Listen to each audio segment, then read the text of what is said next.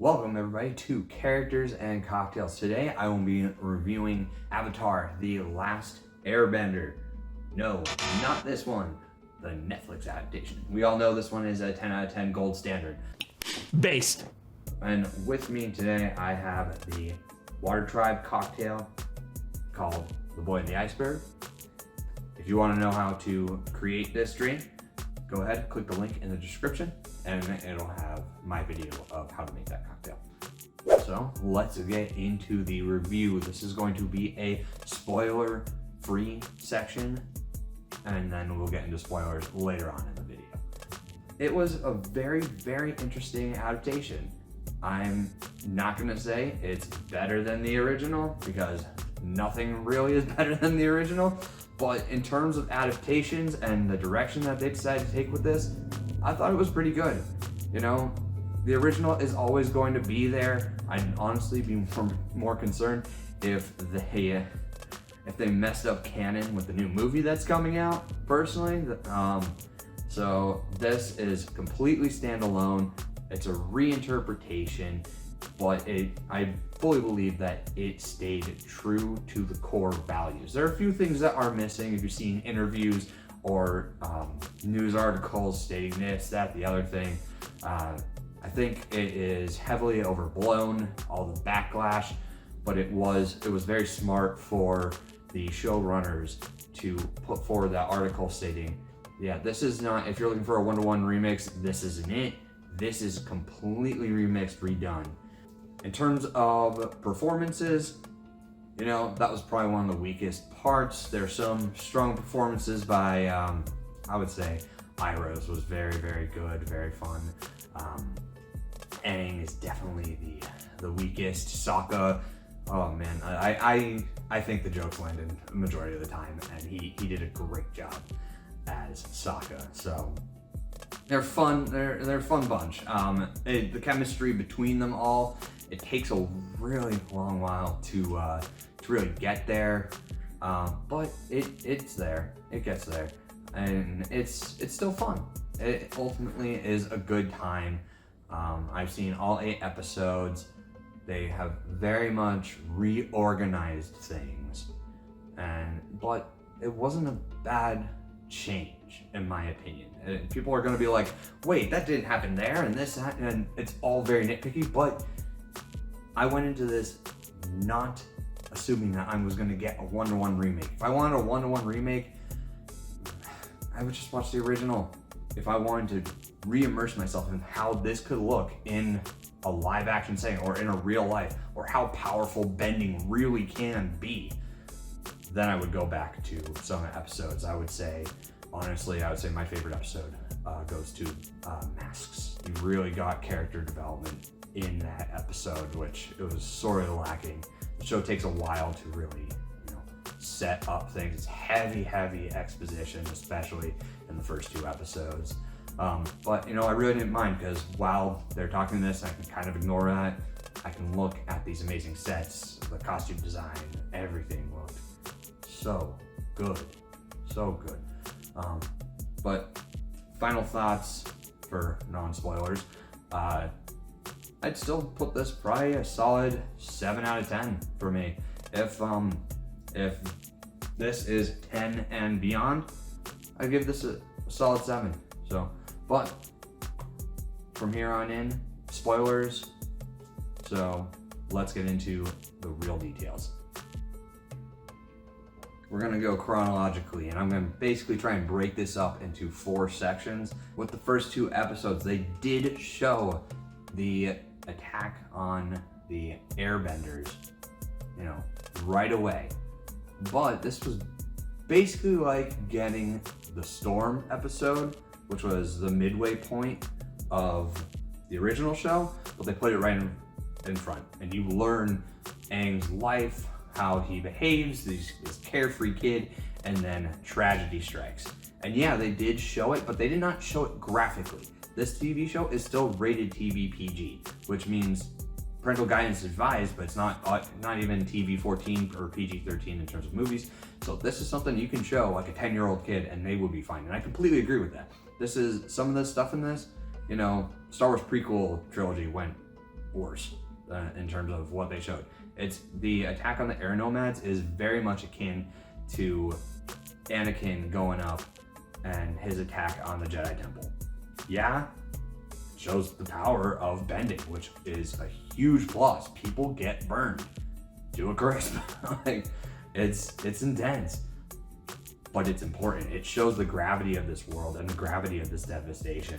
And Aang, who wasn't even there to see it, and he realizes it, and it actually does hit when at the end of the first episode, it's the they go to the Southern Air Temple and he sees Monkey Atso, and man, you can feel the pain from Aang in that. So that's one of the best moments for him being like not the best young actor, but it's also young acting. So I try to be a little bit more lenient towards these guys. I mean, they're young actors. They're learning. They're growing. It's what happens to all of us.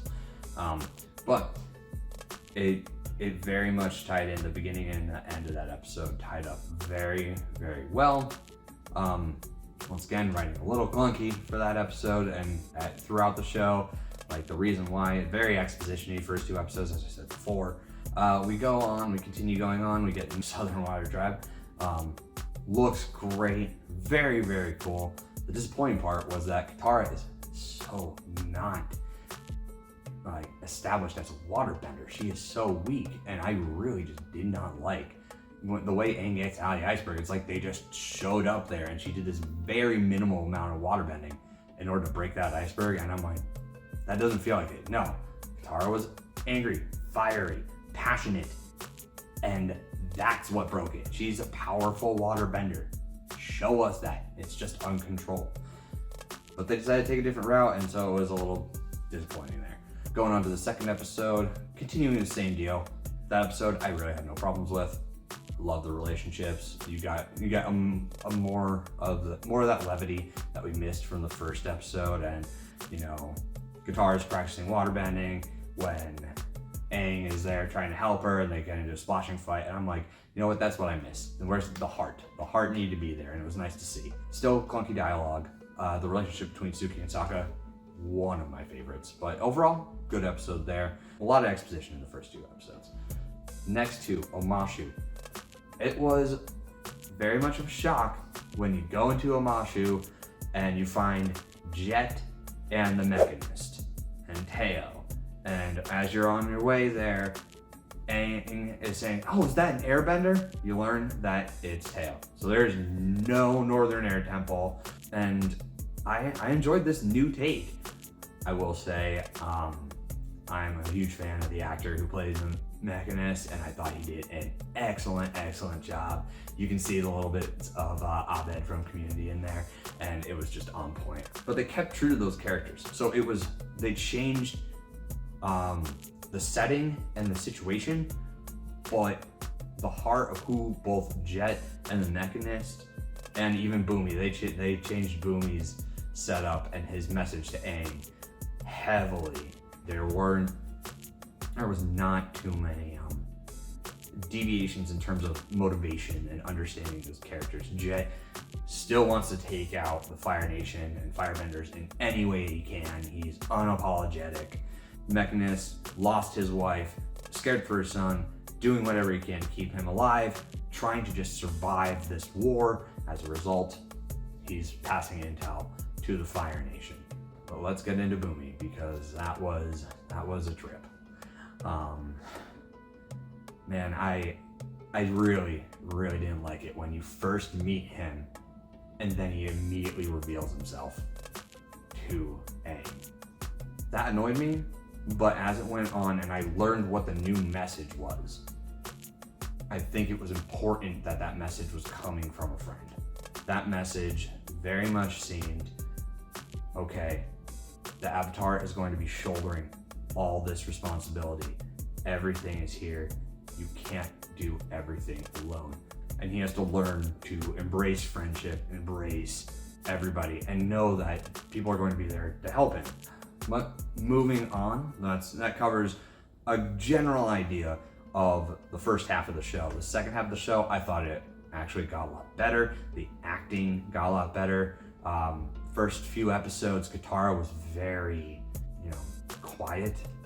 So it was nice to see that change, and then Katara and Sokka basically get shoved away for about an episode and a half. It was quite interesting because they decided to take Katara and Sokka into the spirit world and sort of explain. They give a line like, how is this happening? And Aang gives a reason, and you know, it could have been a better reason, but I'm gonna skim past it because they did justify it in the show, however poorly. So the writing could be better. They get trapped in the Fog of Lost Souls, which if you've seen Korra, then you know what that is. And it was nice showing that they're trying to take everything from the established canon to bring this in, like what works, what doesn't, how can we use stuff that you don't see in the original, but exists within this universe. So Aang leaves the spirit world. Roku was the only one who defeated Ko, so that was his reasoning for leaving the spirit realm, leaving Katara and Sokka trapped in Ko's clutches. He goes to the shrine, and it's just very easy to get into Roku's temple, which was kind of disappointing. It was very fast. Roku has a totem in his shrine that he took from the spirit Ko, and that's what Aang needs to trade. But if you're a big Avatar person, then you know that that totem is a mini statue of Ko's mother, which we are introduced to in The Search. So it's great to see that stuff. After he gets the totem, he gets captured by Zuko, who then loses the Avatar to Zhao, and it's essentially the entirety of the Blue Spirit episode. Zhao captures the Avatar. Yuyan archers make an appearance. I thought they looked phenomenal. That was so good. Once again, I can't praise the visuals in this show enough. This world feels lived in. The Blue Spirit comes in and saves Aang, and they get trapped. They extend it, and this is where the character development was done extremely well. Aang and Zuko get stranded and trapped because Zhao sent an army to go look for both of them. And Aang and Zuko bond over this, and Aang really gets to know Zuko in this moment. Into this episode, my wife and I were saying, man, I really don't feel like if I knew you back 100 years ago, would we be friends? We didn't think that line was going to be warranted when we first started that episode, but man, by the end, you felt it, and that's why I feel like a lot of the show was missing, was that heart piece. And so man, it was great to see. Now we get to the finale. Oh boy. It plays out pretty much the same. I did not like the changes to UA. Can you live with yourself? What you've gone and done. Look what you've gone and done here. I did not like the changes to Katara and Pakku. If you're going to keep traditions, the traditions should be consistent. So they kept the part how women can't fight, but they made it so Yui had an arranged marriage at birth, and then when she turned of marriage age at 16, she was able to just break it off just because. If you can break this, then you should be able to have women fighting. Okay, if you can change your customs, then everything should be able to be changed. My biggest problem comes after the fight between Katara and Pakku, because Pakku needed to change and accept her as a fighter in that moment. But instead what happened is Pakku still says no, the Fire Nation attacks, and then you get the fight scene between Katara and Zuko, and he gets the line I personally loved in the original one, "You little peasant, you found yourself a master, haven't you?" And in the new one, she says, "Yes, I am my own master." I'm like, oh my god, that is so cringy. No, you actually need to learn, just like anything else in the world. You have to learn and grow and change. You can't do that just based off of one waterbending scroll that you got from your grandmother. You have experience, and yes, I love the touch that she did the ice disc and she learned that from watching Earthbenders. That's awesome. That's very unique. I love that detail. And yeah, it shows that she has very, very strong potential, but you need a master. You need a guiding hand. Aang acknowledges this too. He always had a trainer under Monk Gyatso. And the training needs to be there. Wraps up fairly similarly. So I no main complaints. The visuals looked amazing. Any attacking was great. Based off of this, they're definitely not doing the library episode next season. But you know, overall, it was earned. And when Aang, I really did like throughout the entire season, we never got like constant family speeches from Katara. We never got any until the very end when Aang turns in. Aang merges with the Ocean Spirit and he has to come back from it after he has successfully won.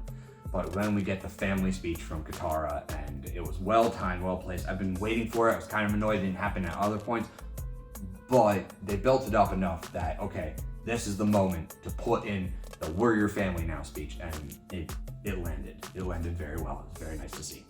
Yeah, that's my overall view of Avatar: The Last Airbender, the Netflix adaptation. Overall, I still put this at a 7 out of 10. I thought it was excellent. I thought it was great. As far as adaptations go, from animated feature to live action, this was done very, very well. I love the world. The acting could use improvement. We could go for a little less exposition.